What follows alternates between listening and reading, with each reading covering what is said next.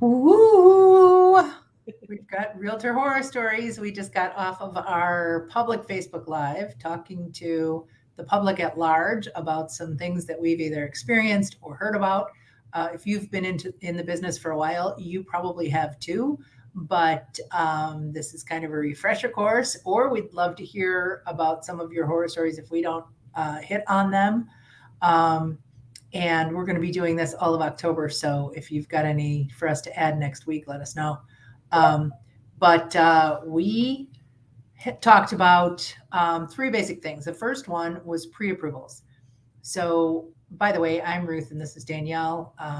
We are part of the Ruth Sheahan team with eXp Realty, and we are all about raising the bar in real estate and making it better. So, if you want to contribute to that, we're happy to have you. But a lot of really the worst things come because a realtor was not prepared, or a realtor didn't do their homework, or a realtor didn't follow up. When we get that big check at closing table, there's a reason. We're responsible for every single thing that happens in a transaction. If a lawyer screws up, it's on us. If a lender screws up, it's on us. That's why we need to make sure that we've got our crackerjack team to start out with. And then if we, unfortunately, our clients don't always have to choose them. If we end up with somebody else, we need to be on them. It is our job to make sure they're responding to the clients, that they've done their checklists, that they're hitting the dates that they need to hit. We need to be on their backs when things start to fall. When it's my team, I never have to do that. And we have the added bonus of having an attorney who is the middleman. If we were just dealing with straight the lender and the title company and that's it, and we are seeing red flags go, agents are seeing red flags go up, there's nobody else to talk to go like, hey, what do you think, where legally we can enforce, our attorneys can enforce, hey, you had 5 days to get this in, we had 3 days to get this in, you had this date, you are, they could talk legally. All of you who work without attorneys, we don't know how you do it, and we applaud you, but it scares the heck out of us. Yeah. So Danielle was telling a story about a fake pre-approval. Tell us what happened there, Danielle. Yeah. So basically, it was an agent who was working with somebody she knew, and that person had recently gone through a divorce, and it was somebody who said they also came into some money at the same time, and they were ready. And I currently have a client who said something like that recently. So okay, great. I know you. I'm trusting you. You have your lender pre-approval. Let's go. The problem came into that there was almost red flags from the beginning. There was a problem with we call it earnest money. It might have, I don't know what state it was in. So it was whatever money. What? Due diligence money. Yes. I don't know what we want to call it, but basically the money that they had to come up with up front did not make it. And she made some sort of comment about, oh, well, I'm sorry, my friend, because of the transfer, it's not ready yet, yada, yada. So eventually it came into like her mother was going to write the check for her, and it was deposited and whatever. I don't know really what happened. I feel like there was more happening at that point. Maybe it actually went through, who knows. But then it came down to, oh, what's going on? It was basically, there wasn't any updates going on. There was no getting to the closing table. Let's clear this. And apparently all the communication with the lender was going through email. And this was a while back. This was not like in the last couple of years. So it was a while back where, maybe you were a little bit more concerned about random emails. Not everybody, geez, I think on some of my stuff, it still has Yahoo, even though I've had professional emails. I just didn't realize that when I first signed up, I had a Yahoo account. Right. So some way there wasn't a red flag. Anyway, well, there was a red flag, but the communication was only going through email. And essentially, there was no money. There was no ability. The pre-approval was totally made up. The email address that was communicating with them was totally made up. And everybody was left in shambles at the end. There was no money. There was no sale for the seller, the sellers. The agent who worked for weeks, months, whatever it was lost out on this opportunity as well, and didn't even have a client to, a true client to come up. And this was somebody she had worked with, not worked with physically, but like. Yeah. So we talk a lot about how a lot of these difficulties are mitigated by the fact that we work by referral and we don't work with strangers. But this is a great reminder that even, what is it? Trust but verify. Right. So when you have someone that you know and you trust and you're working with, you still need to make sure that financing is solid. You still need to make sure that they are not a complete Fruit Loop, and maybe have some undiagnosed issues. Well, when they don't use our team, that I go, oh, okay,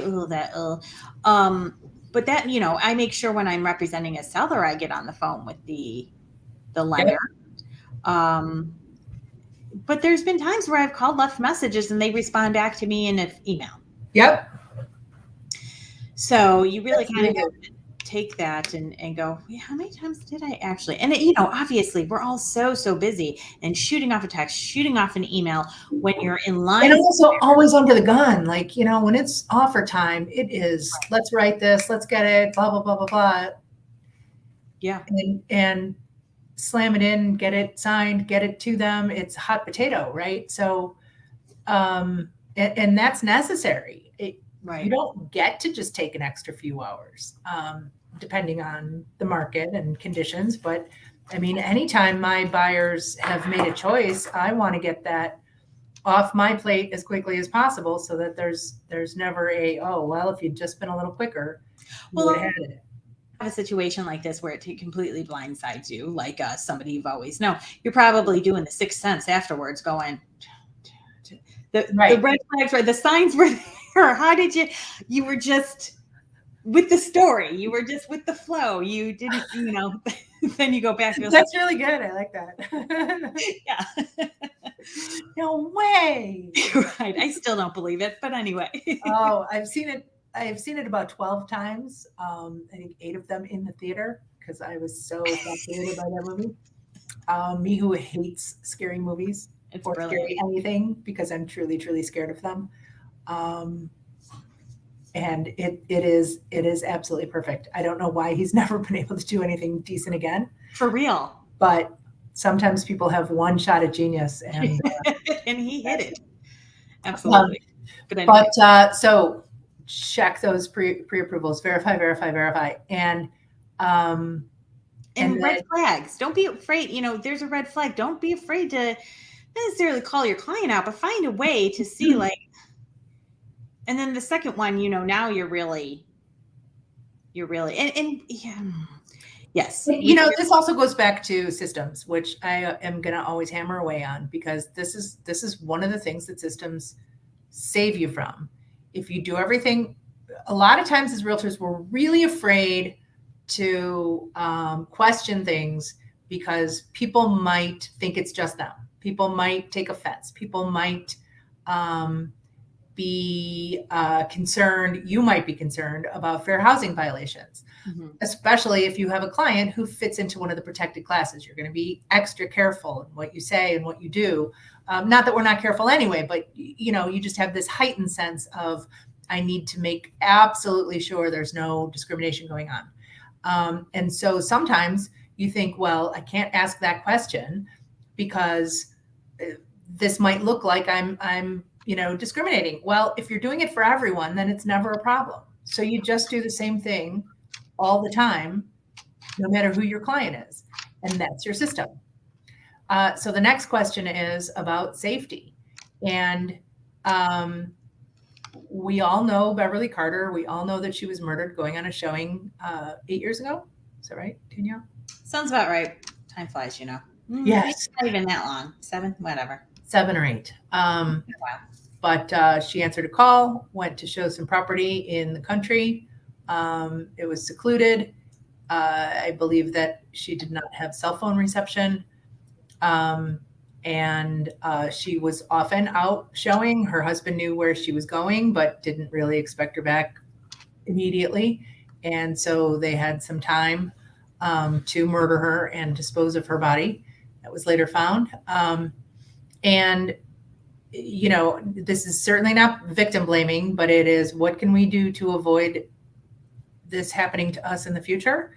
And so you want to think about, don't go on showings unaccompanied. Don't show strangers. I mean, Danielle and I don't work with strangers. I get that when you're new and don't have a lot of business, it's not only really tempting, but might even be necessary. And we did for a while, but we would go together. We would, several times we met new prospective clients in Starbucks, and we did it together. And we would ask for a driver's license and take a picture of it. How else did we vet people? Well, once we get a pre-approval from a lender and we speak to the lender, again, if that's in your system, then you're doing it for whoever. And so that was some verification of who they were and well, and a pre-approval, right? Not pure pre-qualification. They've seen right. something. There's documentation somewhere that the person who says they live here and that's their name is the person that we're taking out. And yeah. And the other thing is, we don't care who you are, what your gender is. Men get hurt. Women hurt people. Don't be lulled into a sense of security because it's a woman calling you. They have accomplices sometimes hidden, or yeah. Or they have a gun. Yeah, they know people. Yep. So can be, it can be helpful for some people, but it also sometimes again back into the lulling. When you're going up the stairs and you're in the front and people are behind you, your concealed carry is not going to do anything if they knock you from behind and you didn't see it coming. Never lead, always follow. Correct. Or don't go into, don't go in the basement. Go, hey, you can go down there. You could check it out. Again, if you're with somebody you don't trust. And heck, I mean, even sometimes if it's somebody you kind of trust, right. Like that lady, she got, she knew that person. So, and as right. Ruth, it's not always just client, agents can be like that too. It's not just right. There's been some they're professional, pretty well vetted, but it can happen that something absolutely. Falls through the cracks, or they had a juvenile record, or so please take, check out different ways. Think of different ways, what makes sense, what doesn't. Don't assume that you are invulnerable. Don't assume that you're safe because of who you are, your size, what you look like, etc. Don't assume, as Danielle says, that your concealed gun is going to save you. We have a colleague who bent down to open a lockbox and was hit over the head. Then the criminal has your gun, and now you've just armed them. So that second person, I think, is really the key in just about all of this. People have safe words. They call friends or family.